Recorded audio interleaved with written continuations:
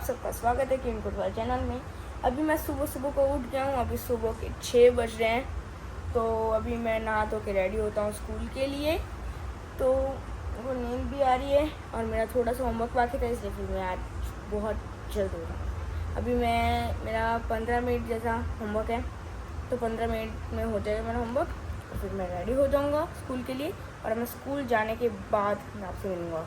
और आज मेरी मम्मी का जीवंतिका माता का व्रत है। तो शाम को हम लोग पूजा भी करेंगे। वैसे तो सुबह को करनी चाहिए, पर हम लोग सुबह को सब लोग स्कूल जाते हैं, इसलिए फिर हम लोग शाम को पूजा करेंगे।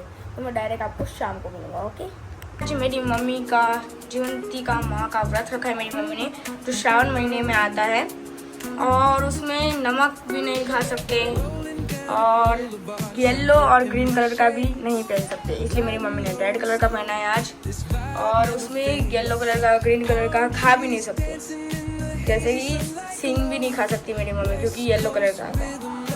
मम्मी अभी मेरी मम्मी घी के अंदर प्रसादी बना रही है। घी के अंदर सूजी डाले मेरी मम्मी ने। ओनली घी खा सकते हैं। उपवास रखा है मेरी मम्मी ने।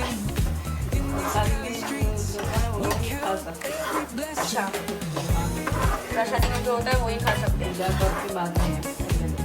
हाँ, पूजा करने के बाद ही खा सकते हैं। मेरी मम्मी अभी शीरा बना रही है।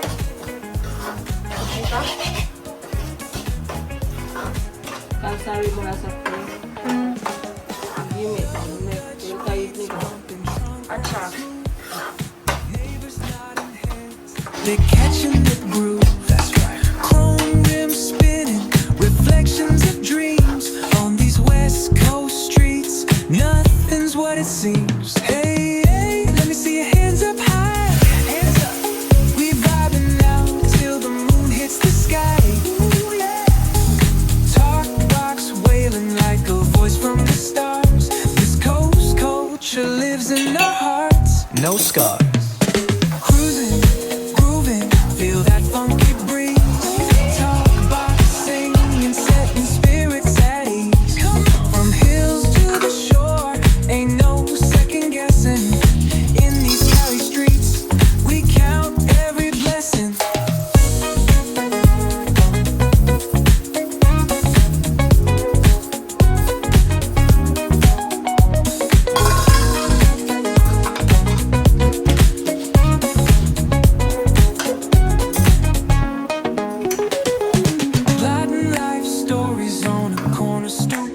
What's good? Laughter echoes loud through the laid back beat.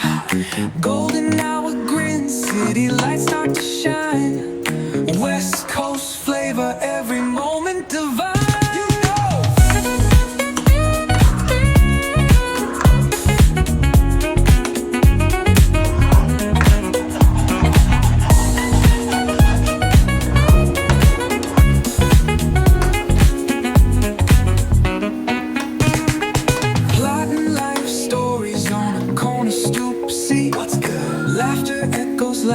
छठी बन गई है और अभी हम लोग पूजा करेंगे। जीवंतिका माता की पूजा करेंगे हम लोग। मेरी मम्मी ने व्रत रखा है, तो बुक के ऊपर भी लिखा है जीवंतिका व्रत। तो अभी मेरी मम्मी स्टोरी भी बोलेगी, है ना मम्मी? तो अभी दिए जला रही है मेरी मम्मी। 5 दिए करने पड़ते हैं। अच्छा, ये नहीं कर सकते। 5 दिए करने पड़ते हैं। और ये जो पूजा होती है वो हमेशा सुबह को की जाती है।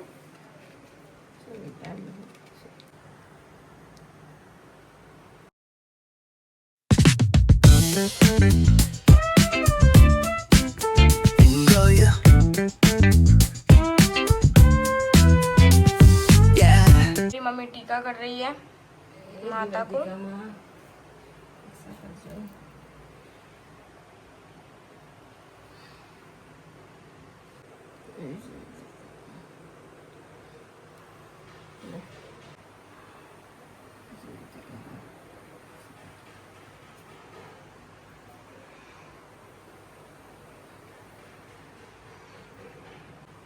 हाथ में रखने के लिए कहानी सुने तो हाँ अच्छा, कहानी मेरी मम्मी अभी बोलेगी हमको, तो हमको तब तक ये चावल हमको हाथ में रखना है।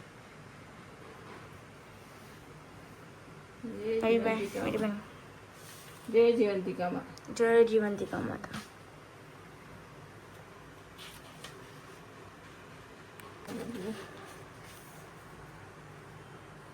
એ વખતે લલિત નામનો એક રાજા હતો. એ રાજાને એક રાણી હતી. એમનું નામ લીલાવતી દેવી. રાજા અને રાણી સર્વ વાતે સુખી હતા, પરંતુ એક વાતે દુઃખ હતું. એમને શેર માટીની ખોટ હતી. એમને એક પણ સંતાન ન હતું, અને તેથી એની ચિંતામાં રાણી અડધી થઈ જતી હતી. એક દિવસની વાત છે. રાણી ઉદાસ ચિત્તે પોતાના ઓરડામાં બેઠી છે. એવામાં રાણીની એક દાસી ત્યાં આગળ આવી ચડી. આ દાસી સુવાણીનું કામ કરતી હતી. આ દાસીએ રાણીની ચિંતામાં બેઠેલી જોઈને કહ્યું, રાણીબા, તમે શા માટે આટલી બધી ચિંતા કરો છો? તમે આજ્ઞા કરો તો હમણાં ઉપાય બતાવું. બોલ, શો ઉપાય છે? દાસીએ ધીમેથી રાણીના કાનમાં કહ્યું, જુઓ રાણીબા, ગામમાં એક 5મો મહિનો જાય છે. તમે સગર્ભા છો, એવો ઢોંગ આજથી શરૂ કરી દો. પછી દાસીને આ વાત રાણીને ગળે ઉતરી ગઈ અને પોતે સગર્ભા છે એવી વાત ફેલાવવા માંડી. આ વાતને 7મા મહિના વીતી ગયા. ત્યાં બ્રાહ્મણીને મધરાતે દાસીને તેડાવી. મધરાતે બ્રાહ્મણને પુત્રને જન્મ આપ્યો. આ પુત્રની છાની માની લઈને દાસી રવાના થઈ ગઈ અને રાણીના ઓરડાની પાછલી બાગેથી દાખલ થઈ બાળક રાણીને આપ્યું. રાણી તો રાજી થઈ ગઈ. સવારમાં આખા રાજમહેલમાં સમાચાર ફેલાઈ ગયા કે રાણી કુંવરને જન્મ આપ્યો છે. એટલે આનંદ છવાઈ ગયો. આમ રાણીનું આચાર-વિચાર ટળ્યું. પરંતુ પેલી બ્રાહ્મણી તો જીવંતિકા દેવીનું વ્રત કરતી હતી. એટલે દેવી તેના બાળકને રક્ષણ કરવા માટે રાજમહેલમાં પણ આવી પહોંચ્યા. કુંવર જ્યારે ઊંઘતો હોય ત્યારે દેવી એના ઓશિકા પાસે બેઠા હોય. એમ કરતા કરતા દિવસો પછી મહિના અને મહિના પછી વર્ષો વીત્યા. કુંવર તો મોટો થયો અને એનું નામ પાડ્યું વિજયકુમાર. રાજા લલિતકુમાર અવસાન પામ્યા એટલે વિજયકુમાર ગાદી બેઠા અને રાજા બન્યા. આ રાજા તો ભારે દયાળુ હતો. રાજા વિજયકુમાર એના પિતાનું શ્રાદ્ધ કરવા માટે ગયાજી જવા માટે નીકળ્યા. રસ્તામાં એક વાણિયાનું ઘર આવ્યું. એ વાણિયાને ઘરે તેઓ રાતવાસો રહ્યા. આ વાણિયાને 6 બાળકો થયા અને 6 બાળકો વારા ફરતી 6ઠે દિવસે મરણ પામતા. આજે 7મા બાળકની છઠ્ઠી હતી અને વિધાત્રી લેખ લખવાના હતા. અને વિજયકુમાર રક્ષણ કરવા માટે જીવંતિકા દેવી પણ ત્યાં હાજર હતા. મધરાત થઈ અને વાણિયાને ત્યાં વિધાત્રી પધાર્યા. એટલે જીવંતિકા માતાએ આડું ત્રિશૂળ ધર્યું અને કહ્યું, દેવી વિધાત્રી, તમે અહીં ક્યાંથી આવ્યા? વાણિયાના દીકરાની આજે છઠ્ઠી છે એટલે લેખ લખવા આવી છું. અચ્છા, તો બહેન શું લખશો લેખમાં? એ જ, કાલે સવારે તમારો દીકરો મરણ પામશે. ના વિધાત્રી, એવું તમારાથી ન લખાય. હું તમારી મોટી બહેન અહીં હાજર હોઉં અને તમે એવું અમંગળ ના લખી શકો.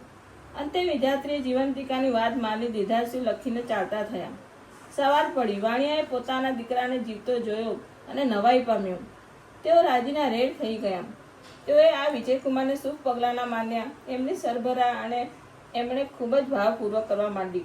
અંતે વિજયકુમાર વળતા પોતાના ઘેર જવાનું વચન લીધું અને વિજયકુમાર ગયાજી જવા રવાના થયા. વિજયકુમાર ગયાજી ગયા અને ત્યાં શ્રાદ્ધ કર્યું. પિંડ આપવા માટે હાથ લાંબો કર્યો, પણ તેને તો એકને બદલે 2 હાથ દેખાયા. આમ થવાનું કારણ શું? આ થવાનું કારણ એમણે પંડિતો પણ પૂછ્યું, પરંતુ પંડિતો પણ એનો કંઈ જવાબ આપી શક્યા નહીં. આમાં બીજો હાથ કોઈ દેવીનો હાથ જેવો દેખાતો હતો.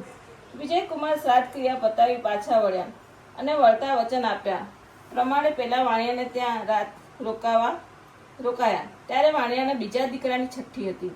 અડધી રાત થઈ અને વિધાત્રી આવ્યા. આ વખતે પણ જીવંતિકા માતાએ એને દીર્ઘાશુ લખવા કહ્યું. એ વખતે વિજયકુમારની ઊંઘ ઉડી ગઈ અને બંને દેવીઓના વાત સાંભળતો જાગતો પડી રહ્યો. જીવંતિકા દેવી કહે, હે વિધાત્રી, આ રાજકુમારની માતા વર્ષોથી મારું શુક્રવારનું વ્રત કરે છે. પીળું વસ્ત્ર અને પીળા અલંકારો પહેરતી નથી. ચોખાના પાણીને પણ ઓળખતી નથી. એટલે મારે તેનું રક્ષણ કરવું પડે છે. એ જ્યાં જાય ત્યાં મારે જવું પડે છે. આજે આ વાણિયાને ત્યાં એનો વાસ છે, તો મારો પણ વાસ છે. તો વાણિયાનું અઘટિત મારે શા માટે થવા દેવું બહેન? હું તારી મોટી બહેન છું. તારે મારે વિનંતી પાડવી પડશે. ભલે, કહી વિધાત્રી એને એના લેખ દીધારસિંહ લખ્યા. વાણિયાએ સવારે ઉઠીને જોયું તો આ બીજો દીકરો પણ જીવતો જણાયો અને લાગ્યું કે આ વિજયકુમાર નક્કી કોઈ મહાન પુરુષ છે. બીજા દિવસે વિજયકુમાર વિદાય માંગી ત્યારે વાણિયાએ એમને આનંદથી વિદાય આપી. થોડા દિવસોમાં વિજયકુમાર રાજમહેલમાં પાછા આવ્યા.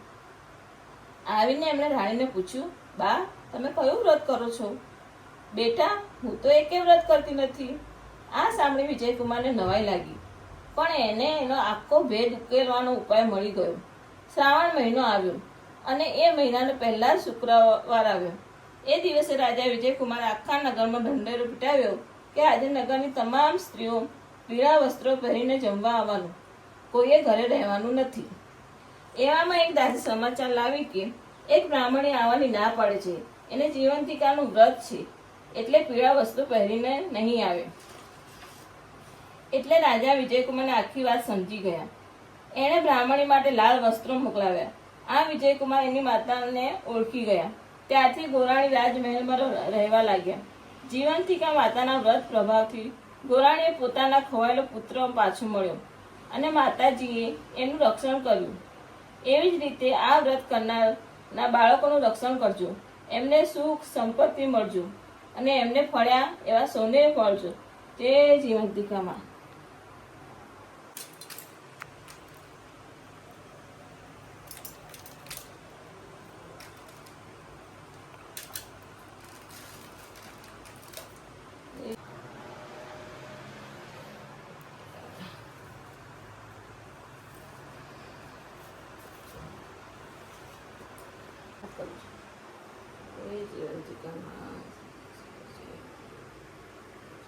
अभी हम लोग आरती कर रहे हैं.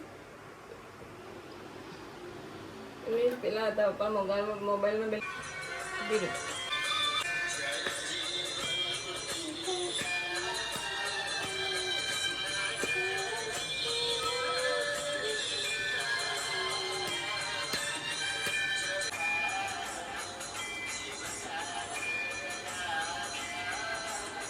अभी मैं आरती कर रहा हूँ गाइस.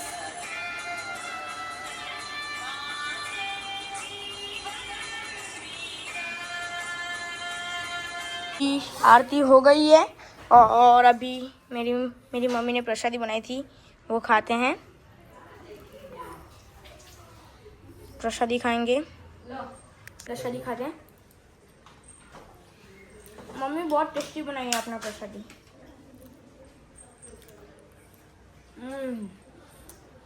बहुत मस्त है. रात हो गई है, रात के अभी 12 बज गए हैं और मैं ट्यूशन से भी आ गया हूँ और अभी मेरे को बहुत ज़्यादा नींद भी आ रही है. और आज मेरी मम्मी का जागरण था. मेरी मम्मी 12 बजे तक जागी थी, इसलिए मेरी मम्मी के साथ हम लोग भी जागे. और अभी मैंने कपड़े भी चेंज कर लिए और अभी मैं सो जाऊँगा. जय जीवंतिका माता. और आपको आज का वीडियो अच्छा लगा तो लाइक और सब्सक्राइब करना. आज की वीडियो के लिए बस इतना ही. Thanks for watching. बाय.